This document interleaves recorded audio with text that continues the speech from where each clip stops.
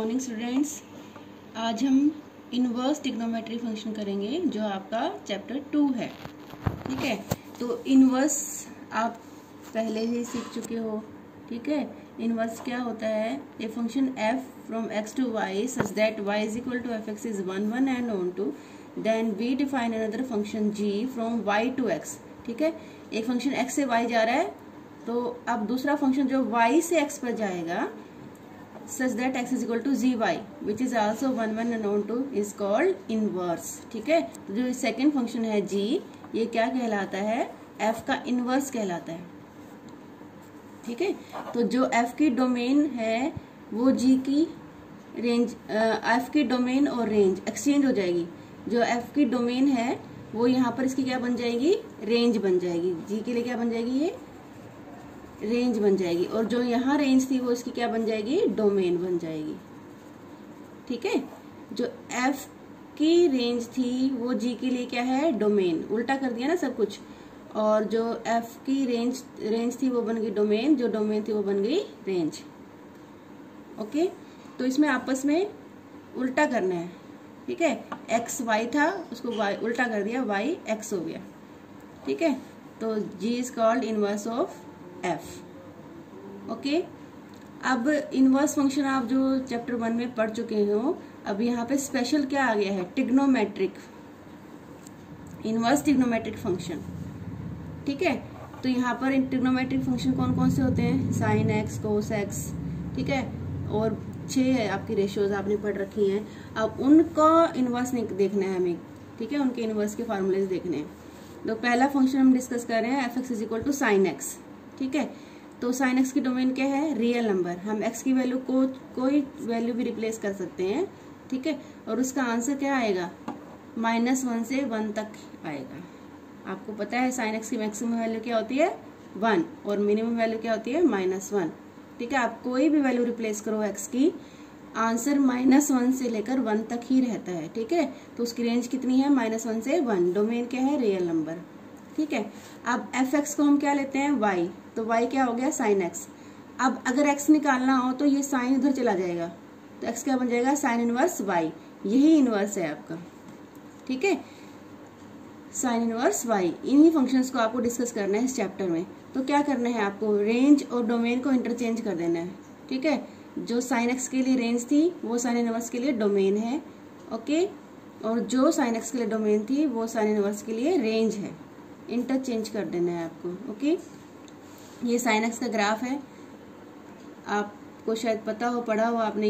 ये 0 π/2 पाई 3 π/2 2 पाई। ठीक है, यहाँ ये आपका फर्स्ट क्वाड्रेंट हो गया, 0 से π/2 2 पाई।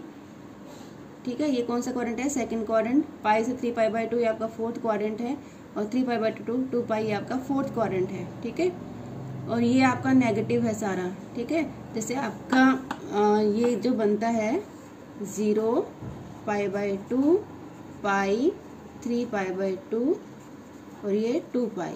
ठीक है, जब हम एंगल ऐसे लेते हैं तो हमारा सारा पॉजिटिव चलता है ये। ठीक है, और अगर हम एंगल ऐसे करेंगे तो हमारा सारा नेगेटिव चलता है। ये इस साइड का है। ठीक है, तो देखो आप, ये ग्राफ है। साइन 0 पे 0 होता है, π/2 पे 1 होता है, पाई पे फिर वो 0 हो जाएगा, 3 π/2 पे नेगेटिव हो जाएगा क्योंकि क्वाड्रेंट चेंज हो गया है। ठीक है, तो ऐसे ग्राफ चलता है इसका इधर भी ऐसे ग्राफ चलता है। तो मैक्सिमम वैल्यू क्या रहती है उसकी? 1, और मिनिमम वैल्यू क्या रहती है? -1। 1 और -1 के बीच में ये आइसोलेट होता है। ओके, अब क्या प्रॉब्लम है? अगर इसका हमें इनवर्स लेके आना है, साइन इनवर्स एक्स, तो ये 1 1 होना चाहिए। ठीक है, इनवर्स एग्जिस्ट कब करता है? जब f इज 1 1 एंड ऑन 2, दोनों होने चाहिए। अब यहाँ पर ये जो हम अगर पूरी डोमेन ले लेते हैं, डोमेन R, रियल नंबर पूरा ले लेते हैं, तो ये 1 1 नहीं रहेगा। ये क्या बनेगा? मैनी 1, क्योंकि ये जो 1 वैल्यू दे रहा है ये बहुत सारे पॉइंट्स पे देगा। ठीक है, π/2 पे भी 1 है, -3 π/2 पे भी 1 है। ठीक है, और 2 पाई पे भी, यहाँ पर भी जाकर ये 1 बन जाएगा। ओके, 5 π/2 पर भी ये क्या बन जाएगा? 1 बन जाएगा। तो ये देखो आप, ऐसा ग्राफ बन रहा है। ये 1 जो वैल्यू बहुत से डोमेन की वैल्यू है, -1 भी बहुत सारी डोमेन्स की वैल्यू हो जाएगी, तो ये क्या बनेगा? मैनी 1। लेकिन हमें क्या चाहिए, इनवर्स एग्जिस्ट करने के लिए क्या चाहिए, 1 1 चाहिए। तो क्या है कि हम क्या करेंगे कि इस पूरी डोमेन को नहीं लेंगे, हम particular special range special principal values को ले लेंगे। ठीक है, आप देखो, आप ये जो वैल्यू है π/2 से -π/2, सिर्फ ये हम लेंगे, यहाँ से लेकर यहाँ तक सिर्फ ये हम लेंगे प्रिंसिपल वैल्यू ब्रांच। क्यों लेंगे, क्योंकि इसमें आपका -1 से लेकर 1 तक सभी वैल्यूज आ जाती हैं। ठीक है, उसके बाद तो ये रिपीट होने शुरू हो जाती हैं। ठीक है, देखो ये जो है ये यहाँ पर रिपीट होगा। ठीक है, सारी वैल्यूज रिपीट होती हैं, बस जो मेन वैल्यूज है वो यहाँ से लेकर यहाँ तक कंप्लीट हो जाती हैं, उसके बाद ये वैल्यूज रिपीट होना शुरू हो जाती हैं। तो इसको हम बोलते हैं प्रिंसिपल वैल्यू ब्रांच। ठीक है, तो हम इसमें सिर्फ यही ब्रांच डिस्कस करेंगे, क्योंकि हमें इनवर्स एग्जिस्ट करना है तो इसलिए उसका 1 1 होना जरूरी है। इसलिए हम सिर्फ वो इंटरवल लेंगे जिसमें सारे आंसर्स कवर हो गए हमारे। ठीक है, और रिपीटेशन नहीं है। तो हम कौन सी ब्रांच लेंगे, -π/2 to π/2। तो यहाँ पर हम पूरी डोमेन नहीं लेंगे, सिर्फ -π/2 to π/2 लेंगे। ठीक है, और रेंज तो वही आएगी, -1 से 1 पूरी रेंज कवर हो गई इस प्रिंसिपल वैल्यूज में। ओके, तो साइन इनवर्स का ग्राफ आपका ये हो जाएगा। अब ये आपका x = sin इनवर्स y है, तो ये y एक्सिस पे चला गया सारा। ठीक है, y एक्सिस पे, और x की वैल्यू क्या है, 1 और -1 के बीच में आपकी हो रही है। तो इसका प्रिंसिपल वैल्यू ब्रांच हमारी यही है। इसमें आपका पूरा कवर हो जाएगा, पॉजिटिव भी और नेगेटिव वैल्यूज भी सारा कवर हो जाएगा। ठीक है, तो साइन इनवर्स के लिए हमारी डोमेन क्या बन जाएगी अब, -1 से 1 तक, और प्रिंसिपल वैल्यू ब्रांच रेंज क्या बन जाएगी हमारी, -π/2 to π/2। इनको इंटरचेंज कर देना, ये यहाँ और ये यहाँ। ठीक है, बस इतना ध्यान रखना है कि हमें इसको 1 1 बनाने के लिए हमने सिर्फ एक स्पेशल इंटरवल सिलेक्ट किया है। ओके, अब ये सारे फंक्शंस की साइन इनवर्स का मैंने करके दिखा दिया है कि कैसे उसकी डोमेन और प्रिंसिपल वैल्यू ब्रांच होती है। अब ये सारे फंक्शंस की लिख दिए हैं। इसमें जो सेम पैटर्न बनता है, ग्रुप बनता है साइन इनवर्स का, टेन इनवर्स का और कोसिकेंड इनवर्स का। ठीक है, इनका सेम होता है। प्रिंसिपल वैल्यू ब्रांच पूछी जाती है आपसे और इसके हिसाब से ही आपको आंसर सोल्व करने होते हैं। तो साइन इनवर्स x की ये है -π/2 to π/2, टेंजेंट इनवर्स की है -π/2 to π/2। ओपन इंटरवल है। ओपन इंटरवल का मतलब है कि इनके बीच की वैल्यूज तो इंक्लूड है, ये दोनों खुद इंक्लूड नहीं है, क्योंकि टेंजेंट π/2 पर डिफाइंड नहीं होता है। तो इसलिए ये जो है ओपन इंटरवल है, इनके बीच की वैल्यूज हैं, ये दोनों वैल्यूज नहीं है।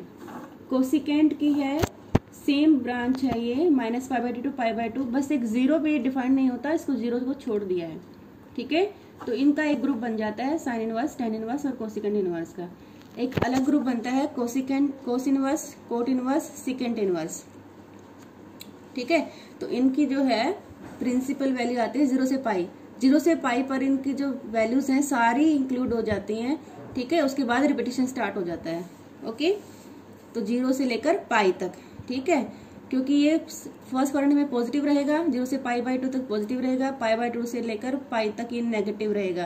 तो इसका सारी वैल्यूज -1 1 से लेकर सारी वैल्यूज यहाँ इंक्लूड हो जाएंगी, इसलिए इसका इंटरवल है 0 से लेकर π। ठीक है, ये क्लोज्ड है। और कोट के लिए क्या रहेगा, ये ओपन रहेगा, क्योंकि ये 0 और π पर डिफाइंड नहीं होता है, इसलिए ये ओपन इंटरवल रहेगा। इन दोनों को छोड़कर इनके बीच की सारी वैल्यूज इंक्लूड है। सिकेंट पर भी यही इंटरवल रहेगा, लेकिन इसमें π/2 शामिल नहीं है। π/2 को हम हटा देंगे, because secant is not defined on π/2। ठीक है, तो ये आपको लर्न करना है, ये प्रिंसिपल वैल्यू जो है आपको लर्न करनी है। ठीक है, आपको ग्रुप याद रखने हैं, साइन इनवर्स, टेन इनवर्स और कोसिकेंट इनवर्स का एक ग्रुप होता है, उनकी लगभग सेम होती है प्रिंसिपल वैल्यूज। और cos inverse, cot inverse, secant inverse का एक अलग ग्रुप होता है, इनकी लगभग सेम होती है, लिटिल बिट डिफरेंस के साथ। अच्छा, अब देखो, अब आंसर्स कैसे सॉल्व करने हैं। जैसे आपको आंसर ऐसे पूछे जाएंगे, find the principal value of sine inverse 1/√2। तो इसको हम y ले लेंगे, y = साइन इनवर्स 1/√2। तो यहाँ साइन इधर चला जाएगा, तो साइन y = 1/√2। अब 1/√2 कहाँ होता है, टेबल वैल्यू आपको याद होनी चाहिए। साइन 1/√2 45 डिग्री पे होता है, और 45 डिग्री को हम रेडियंस में लिखते हैं π/4। ये आप 11th में सीख चुके हो। ठीक है, रेडियन और डिग्री दोनों आप सीख चुके हो। तो साइन π/4 पर 1/√2 होता है। तो y की वैल्यू क्या होगी π/4। अब ये अगर प्रिंसिपल वैल्यू ब्रांच में है तो ये आंसर है, अगर नहीं है तो इसको कन्वर्ट करना पड़ेगा। अब प्रिंसिपल वैल्यू साइन इनवर्स की क्या थी -π/2 टू π/2, तो π/4 इनके बीच में लाई कर रहा है ना, फर्स्ट क्वाड्रेंट में आता है ना ये, तो इनके बीच में है, तो इसका मतलब यही इसकी प्रिंसिपल वैल्यू है, तो ये इसकी प्रिंसिपल वैल्यू आ गई। अब सेकंड क्वेश्चन देखो, अगर नेगेटिव आता है तो आपको क्या करना है, जैसे कोट इनवर्स 1-1/√3, तो इसको भी सेम पैटर्न से सोल्व करेंगे, y ले लेंगे, ठीक है, कोट y की वैल्यू आ जाएगी -1/√3, तो ये जो है माइनस कोट π/3, तो ये माइनस जो π/3 है ये इसकी प्रिंसिपल वैल्यू ब्रांच में नहीं आता है, ठीक है, क्योंकि कोट की हमारे पास क्या ब्रांच है, 0 से पाई ब्रांच है, ठीक है, मतलब पॉजिटिव वैल्यूज ही आएंगी 0 से लेकर पाई तक। लेकिन यहाँ पर हमारे पास क्या आ गया -π/3, तो इस माइनस को हमें बैलेंस करना है, इसका क्वाड्रेंट चेंज करना है हमें, तो क्या करेंगे पाई -π/3, ठीक है। तो इन सब में कोस में, कोट में, सिकेंट में अगर नेगेटिव आपके पास आता है तो उस वैल्यू को पाई में से माइनस करना है आपको, ठीक है। और साइन में, टेन में, कोसिकेंट में अगर माइनस आ जाता है तो एज इट इज ले लेना है उसको आपको, ठीक है, क्योंकि इसमें नेगेटिव वैल्यूज हैं, -π/2 π/2 है, तो नेगेटिव भी है और पॉजिटिव भी है, ठीक है। लेकिन इसमें कोसिकेंट, कोस, कोट और सिकेंट में आपको क्या करना है, पाई में से माइनस करना है उसको, तो उसको पाई में से माइनस कर देंगे 2π/3, ठीक है। अब 2π/3 को आप सोल्व करोगे तो देखो आप कितना आ जाएगा आपका, ये π/3 होता है 60 डिग्री, 60 × 2 120 डिग्री, ये 0 से पाई के बीच में है, 180 के बीच में है ना ये, तो यही इसका प्रिंसिपल वैल्यू आंसर है, ठीक है। अब टेंजेंट इनवर्स 1 का मैंने करके दिखा रखा है,